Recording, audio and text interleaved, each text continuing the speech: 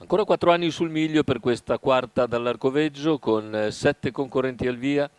Cambio di guida su Zea, sale Marco Stefani anziché Paolo Leoni. Lo schieramento 1 Zilli, 2 Zea, 3 Zorsi, 4 Zarascò, 5 Zico Bye Bye, 6 Zeta delle Coste, seconda linea, 7 Zarina di Roberto. Netti favori per Zilli, numero 1 Sandro Capenti. Assegno Zilli la settimana scorsa sulla pista con bel percorso esterno. Vediamo le fasi di lancio con dall'esterno la velocità di Zeta delle Coste, ma è veloce anche Zorsi che cerca di sopravanzare Zea.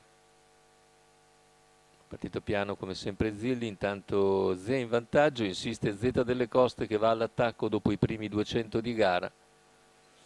14,8 per i 200 iniziali, terza posizione per Zilli, Zeta delle Coste all'esterno, più indietro c'è Zarina di Roberto, quindi gli altri.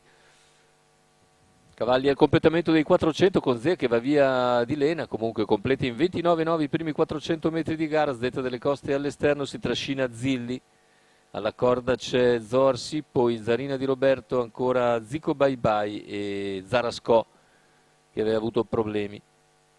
Intanto i 600 iniziali se ne vanno in 45,9, insiste Zeta delle Coste all'esterno di Zea e si trascina Zilli. In seconda posizione lungo la corda Zorsi. Tanto gli 800 in 1,1 con 15,2 davanti alle tribune. Zeta delle Coste insiste su Zea.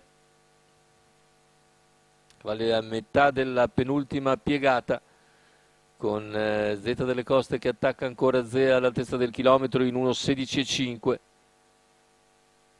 Zeta delle Coste sta superando Zea a 500 dalla conclusione, ma si trascina Zilli che ora avanza con decisione, si porta su Zeta delle Coste.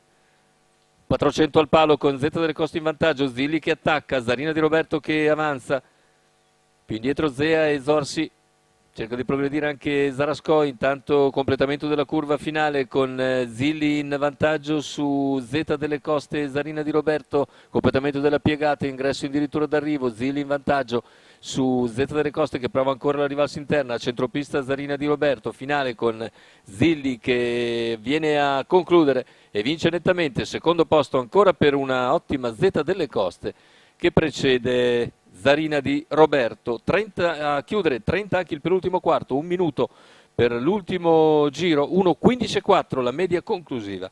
Seconda vittoria a seguire per Zilli, Sandro Capenti in sediolo, quota di 1,78 al totalizzatore. E secondo posto per una Zeta delle Coste che corre davvero bene, tutto percorso scoperto all'esterno, passa dopo un chilometro su Zea, mentre al terzo finisce Zarina di Roberto, progredendo nel finale come di consueto, come suo costume, e al quarto è ancora Zea.